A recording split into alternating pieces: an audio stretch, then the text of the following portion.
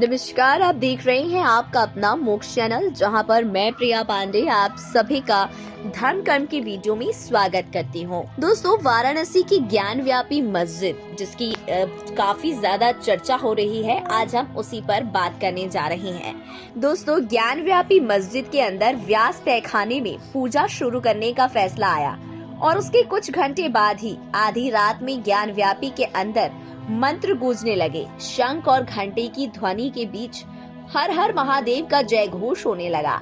हालांकि फैसले के विरोध में मुस्लिम पक्ष ने गुरुवार को इलाहाबाद उच्च न्यायालय में याचिका दायर की। मुस्लिम पक्ष ने वाराणसी की जिला अदालत में भी अर्जी देकर हिंदू पक्ष को उक्त स्थान पर पूजा करने से रोकने का अनुरोध किया। इंतजामिया कमेटी के वकील SFA नकवी ने कहा कि उन्होंने इस मामले पर जल्द सुनवाई के लिए इलाहाबाद हाईकोर्ट के महानिबंधक के समक्ष आवेदन किया है। अदालत में दाखिल अपील में श्री काशी विश्वनाथ मंदिर के न्यासी मंडल और आचार्य वेद व्यास पीठ मंदिर के मुख्य पुजारी शैलेंद्र कुमार पाठक को पक्षकार बनाया गया है। इन सबके बीच ज्ञानव्यापी परिसर के आसपास सुरक्षा व्यवस्था बढ़ा दी गई है और बड़ी संख्या में सुरक्षा कर्मी तैनात किए हैं। शुक्रवार को जुम्मे की नमाज को लेकर पुलिस काफी सतर्क है। संवेदनशील इलाकों में पुलिस बल फ्लैग मार्च कर रही है। इस बीच अंजुमन इंतजामिया मस्जिद कमेटी ने मुस्लिम पक्ष से शुक्रवार को अपनी दुकानों और व्यवसाय बंद रखने और विशेष जुम्मा नमाज अदा करने की अपील की है।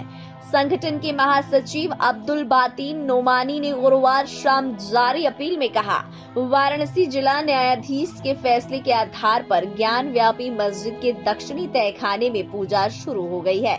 इस स्थिति को देखते हुए विभिन्न मुस्लिम संगठनों ने अपील जारी की है, जिसके तहत 2 फरवरी को मुस्लिम शांति पूर्वक अपने कारोबार और दुकानें बंद रखें और विशेष नमाज अदा करें।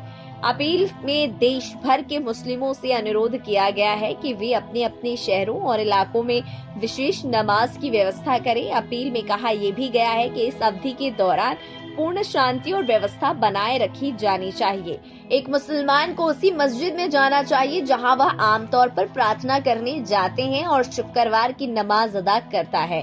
मुस्लिम महिलाओं से घर पर ही इबादत करने को कहा गया है और शादी समारोह और अन्य कार्यक्रम शादी से आयोजित करने को भी अपील की गई है। आपको बताते चले, यहाँ 30 साल से पूजा पर रोक थी। आधी रात को ही भक्त पूजा करने के लिए पहुंच गए।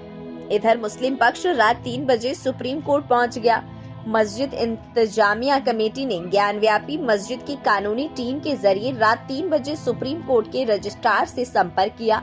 मुस्लिम पक्ष ने सुप्रीम कोर्ट से वाराणसी कोर्ट के आदेश पर रोक लगाने का अनुरोध किया ताकि मुस्लिम पक्ष कानूनी उपाय तलाश कर सके।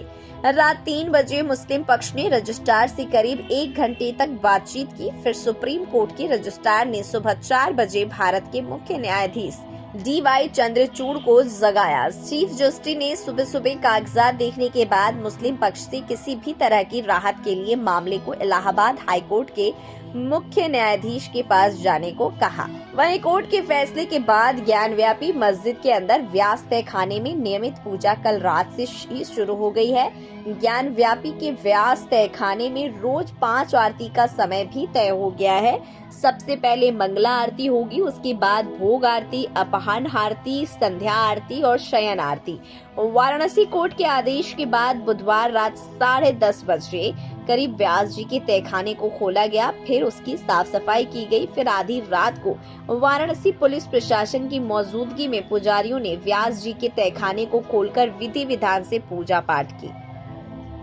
बीती रात 12 बजे पंचगव्य के तहखाने का शुद्धिकरण किया गया। इसके बाद षोडशोपचार पूजन हुआ, जिसके तहत गंगा जल से मिली मूर्तियों को शुद्ध किया गया और पंचगव्य से स्नान कराया गया। इसके बाद देवता महागणपति का आह्वान किया गया और फिर सभी विग्रह को चंदन, पुष्प, अक्षत, धूप, दीप नैवेद्य चढ़ाया गया और आरती की गई। जिन मूर्तियों का पूजन हुआ उसमें 2-3 शिवलिंग, हनुमान जी, गणेश जी की प्रतिमा, एक देवी जी की मूर्ति के साथ साथ 5-6 विग्रह शामिल है।